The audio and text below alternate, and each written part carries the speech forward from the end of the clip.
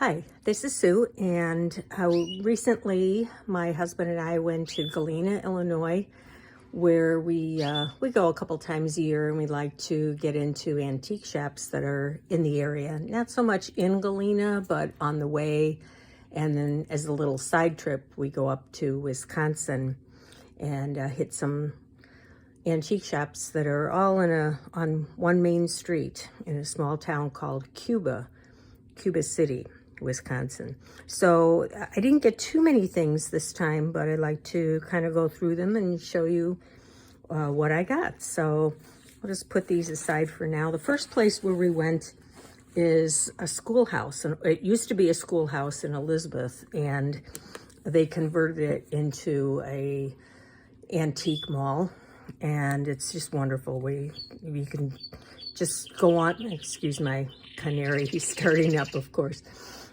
This old school building is just phenomenal. All the classrooms are converted into little areas, and the hallways are floor to ceiling lined with books. And so this book I got mainly because of the cover, Boys and Girls of Wake Up Town.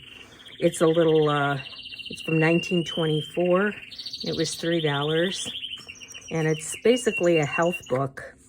The children live in a town called Drowsy Town, where people just aren't very healthy, and so they need to get some good health habits, and the name of the town changes to Wake Up Town. But mainly I think I'm just gonna gut it and use the cover because it's just so beautiful. Another thing I got was Around Green Hills, which is in excellent condition. This is a 1950 book. I wasn't going to get it, but my husband is an enabler, and he's like, get it. You know, it's in good condition, and the pictures are nice. So he talked me into it. There we go. Oh, and then I just got this, if any of you are familiar with Shana Noel.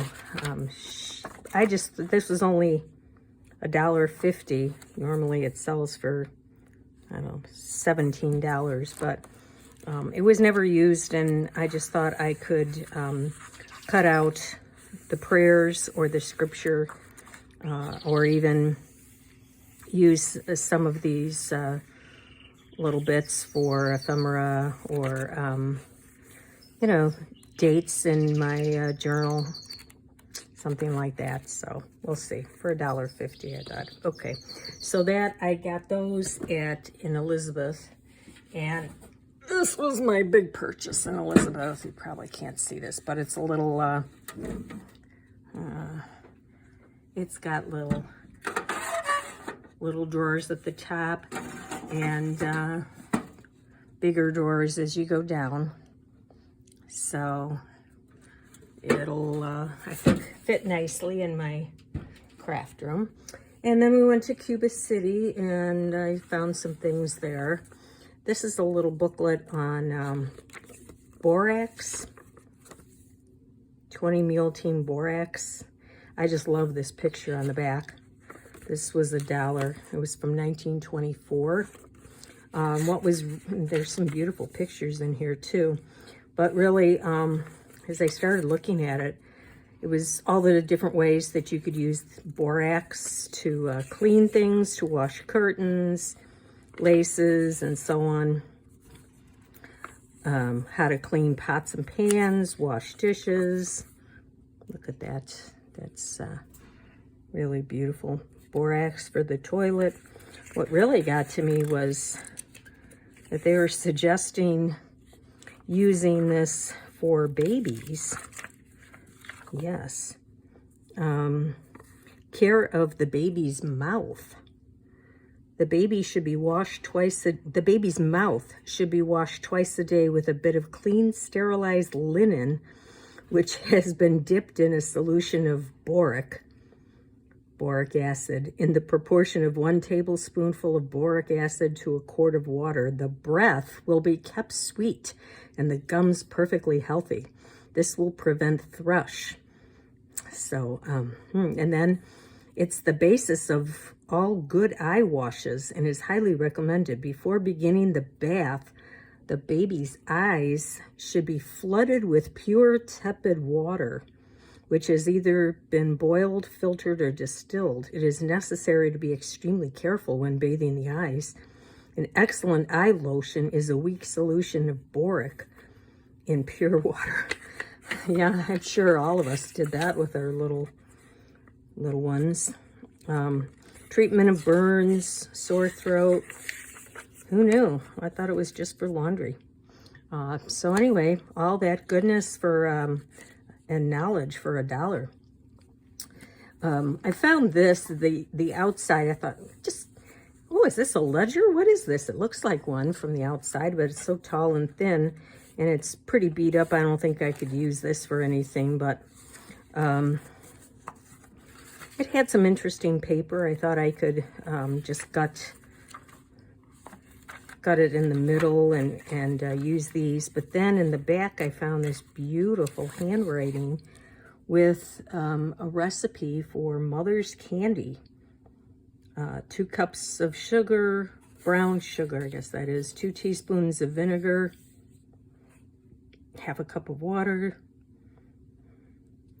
2 tablespoons of butter or lard. If lard is used, add 1 teaspoon of salt, 2 teaspoons vanilla. Cook without stirring until it gets brittle. When dropped in cold water, pour into buttered pan, and when partly solid, I guess, cut in squares. Nuts may be added to make nut brittle, but I just thought the handwriting was beautiful on that. So I got some paper that will be interesting to use. There, I can just cut the strings, and something beautiful to boot. So it was $2 for that.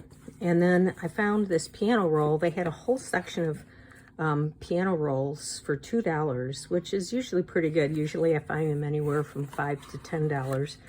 I already have a couple of piano rolls, but this one, all of the ones there were in pretty bad shape, except for this one, which had the beginning beautiful section. I always try to, if I'm going to try to get a piano roll, I try to get this beginning part, and none of the other ones had that. And then this is kind of a darker brown paper, which I don't have. I have some lighter shades. I don't see any words on here. Usually they have the words printed on there. This is for after the ball. So for $2, I can make some nice things from that. All right, so, and I don't know what I'll do with this, but it really, oh, Liberace. It really is in beautiful condition. So I'll have to figure out something to do with that. And then I found some little Valentines, and I couldn't pass this little one up. I'm kind of shy and bashful too. So here's the question just for you. Will you be mine? So cute. It was from Larry. $1 for that. Even her eyes harmonize, dear Valentine. And there's a harmonica. I think this was $1 maybe. This one was just 25 cents. My search will be ended if you'll be mine. And this is a little calling card, but it was in pretty good condition for $1. So I got that. And then I came across these. These were a packet of 12 pharmacy prescriptions. Handwritten. For $3, 12 of them. 1890 something. They're dated. From Dr. White, apparently. This is 1894. August 12th. Typical doctor's handwriting. Could you make out any of those words? Oh, for sleep. I got that.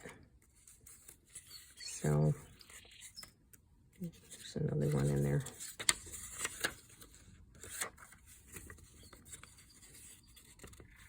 Yeah, these are all 1894. Beautiful. And then this little book was $1. It's in pretty bad shape here, so I would have to, if I was going to use the cover, I would just do that. Possibly some of the graphics in here. By the way, our little canary that you hear in the background we have a little feeder that's attached to our patio doors, and all the birds come and feed.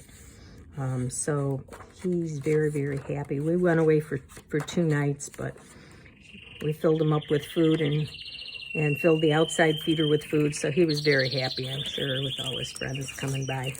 Didn't miss us a bit. And this was $1. I really asked myself, do I need so many of these? But I thought Happy Mail. And then there were a couple of postcards in the back too that had stamps on them, so they'll find their way into a journal, and I'll take 1 or 2 of these for myself and keep the rest for Happy Mail. I don't have an Etsy store or anything like that, so things accumulate. I get packs like this, and then I'm like, what am I going to do with what? I only want 1 or 2. That's why I probably should have a store or something and sell the rest, but yeah, I don't want to be bothered with that. So anyway, I hope you enjoyed that, and thanks for coming along.